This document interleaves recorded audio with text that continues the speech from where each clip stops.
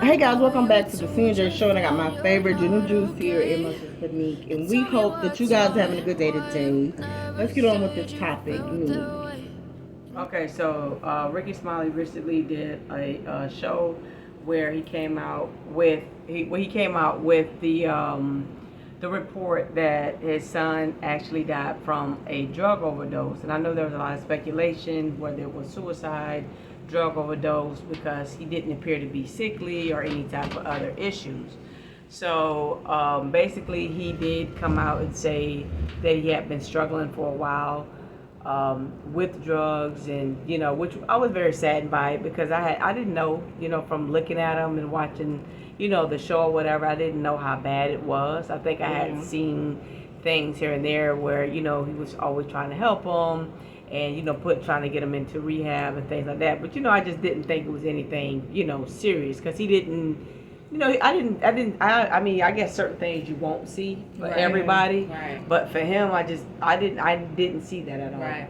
And I think for me, the question is like, what led to the drug use in terms of like, they come from a very wholesome background, a Christian family and things like that. Not to say that these things automatically, omit you from being on drugs and things like that, but it just makes me more curious as to what happened. Was it something where you were peer pressured and you didn't really understand what you were doing or what you was getting yourself into, or was it something like where you were depressed and you felt like you didn't have any other avenues to go down, or whatever it is? I would really love to know what actually led to it, and things like that, because he said that Rickey Smiley said that he had been struggling with it and his family tried to get him in. Well, they did, get him in rehab and things like that. But, that didn't work. And it was actually his girlfriend that he said was the one that discovered him unconscious and things like that. So I know that was very hard for her, to have find a new him baby like that. and everything Right, else. right. Mm-hmm. Yeah, and he had just started getting himself together. Yeah, he said he had with just stand up and just seeing him doing little stuff. Cause he do on some of those videos, he do look like. No, he had lost a lot of weight, so it could be like a mixture of like depression, slash drug use, and I think too. Wait, hold on before you say that. I just want to say this too. I think too when people have drug uses they just do things. When it's rappers, I notice it's we seen that coming because they make it look cool to do it. They're on some of the heaviest drugs in the world. Kodak Black had fentanyl and Oxycontin and all the rest in his system just recently, so he had to go get. He missed his probation, and so he's in there with the pink outfit on and asking for a Jolly Rancher. But when it's the rappers, it seemed like it's a cool thing to do, and you got Chris Brown singing, just down rubber toe, some had me feeling a little lazy. We don't know why. But when it's actors and regular people, we really think that, oh my God, they were so depressed, something bad happened. But people don't understand, drugs feel good. If you take it, it feels good. We're not going to deny it. Drugs feel good. Now guess what? Liquor, if you take some, people take it. We got that. You take your pills, you do stuff. It feels good to you. The thing is, some people abuse things. And when you abuse it, that's when it becomes different. It's a different story.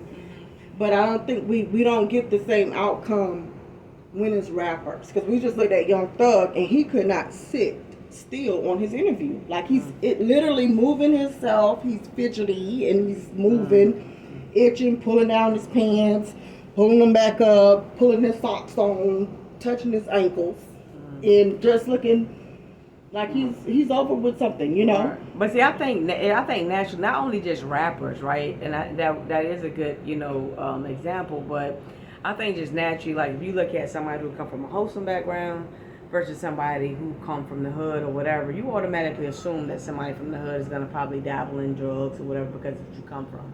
Yeah. versus somebody who come from a wholesome background. Well, a broken home. A broken home, right? Yeah. Where you're looking at somebody who comes from, you know, a successful father. You got like, you know, most of these guys from these broken homes or whatever don't have like a father and a mother involved, and you know, a good dad and a good example of how to be a man and stuff of that nature. So when you have both of those, the automatic question would be, okay, well, what is it? Like, why, you know what I mean? What was it? You know what I mean? Because I do feel like people who come from certain backgrounds, they do start off with the quote unquote gateway drug, you know, marijuana or whatever, and you know, it goes further.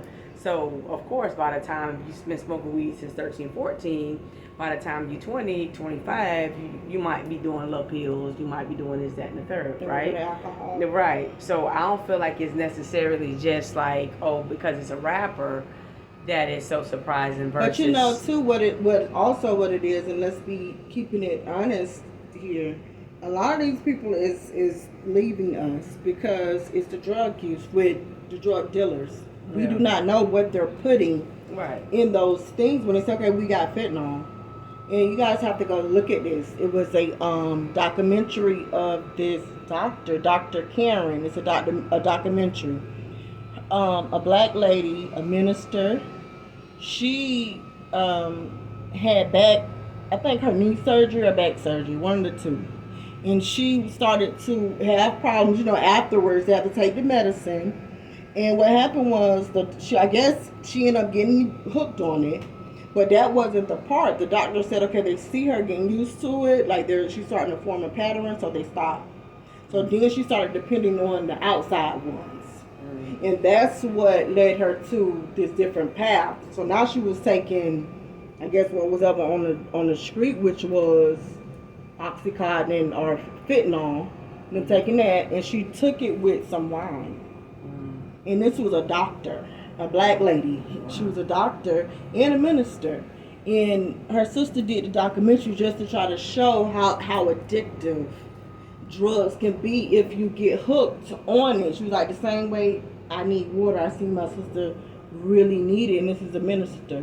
This is, she was a doctor. Like, that was just so sad to see that. No, I never seen it. Oh, you seen it? Yeah. It's very sad. And her sister was just speaking how like she would never in a million years think that, you know, that would be her sister and, you know, things like that. It's a really, really, really good documentary. And it just lets you know how close these things are to you. Yeah. You know, it could be your mom, it could be your sister, it could be your child, you know, it could be just anyone.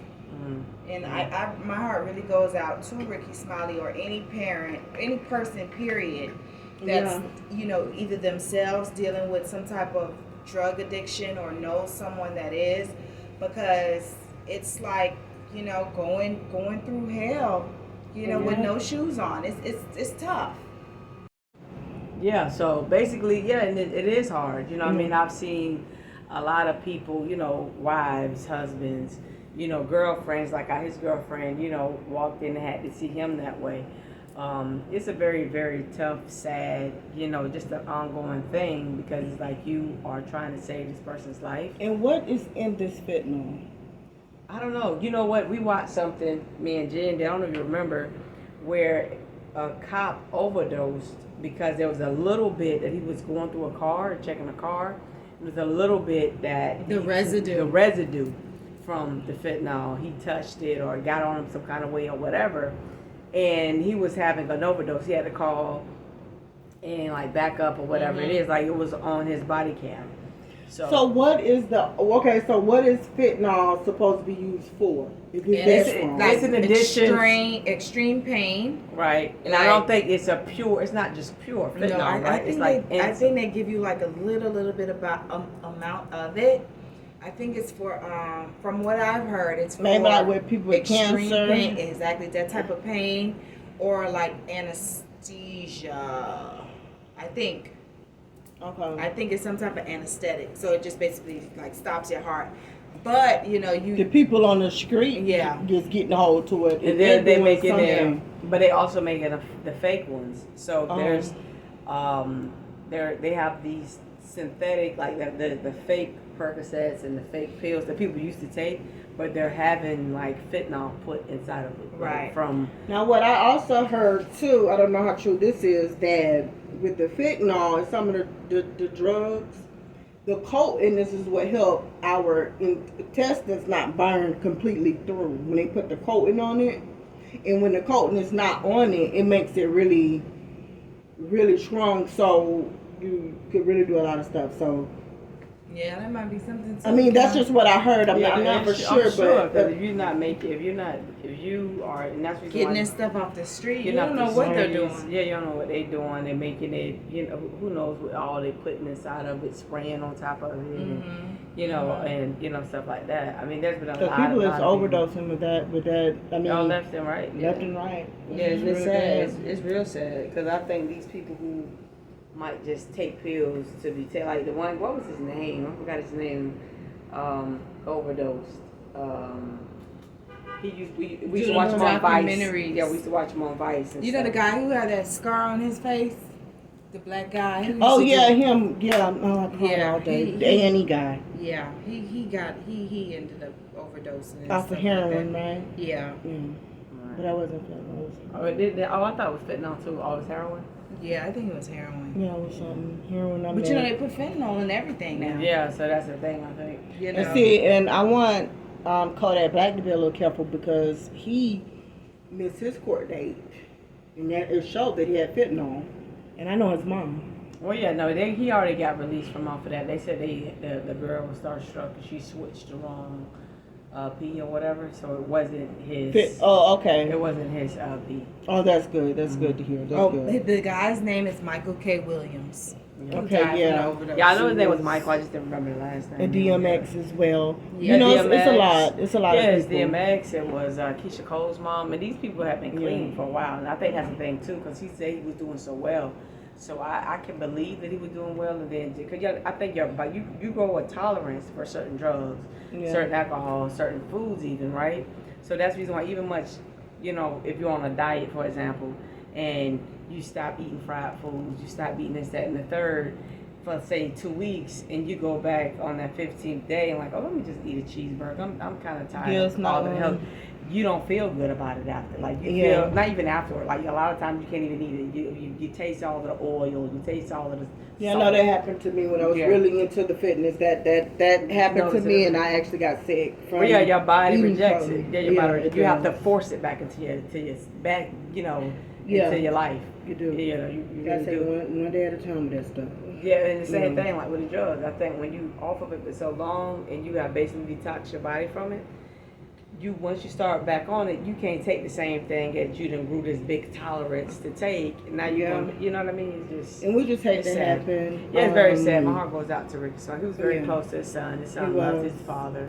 He always bragged about how he have a good daddy and he loved his dad. He and, did. He did. stuff like that. So And I love his parent, and I just love everything about him. I hate that it had to happen. But what is that? yeah. And So yeah, so that's that. But yeah, that's all I wanted to say. So basically, like, And honestly, even if it doesn't matter, and we also want to say this, it does not matter what he passed from, whether it was suicide or it was an overdose. The main thing is we still have to learn how to still, move on from things, but show love too. Because often when we see these people and say, oh yeah, suicide or it was drugs, we just put them in their own little category. Oh yeah, they was losers. That's when people need the most help. They just went through something, and that's it. That's all. That's all that is. Oh yeah, and it could be any one of us. It could be any one of our family members, any one of our children, our nieces, our nephews. This world is not as easy as it used to be. Not saying it ever was easy, but I think if you look, it's definitely not what it used Now to I be. think it's the same way. It's just that now we have more people that are going to tell things, and everything is not kept in. Yeah, my heart goes out to everyone that's struggling with this because, it's something that's very hard to deal with, I can imagine. And, with Rickey especially, I know he tries so hard to bring his sons and his nephews and just, the Daughters. men. Yeah, daughters, he's very big on making sure that they're productive in life and doing something with their life and things like that. So I know this is something that hit him really hard. So yeah, I just want to say to him, like, I'm really sorry for your loss and things like that. It has to be a really big pill to swallow, losing your firstborn son in this way. So what we will do, we'll leave a link down below if you know somebody that's going through something, or if you lost a child, parent, whatever. We'll leave all that description down below in the description box, so you guys, we'll leave the link to it all. And we're out.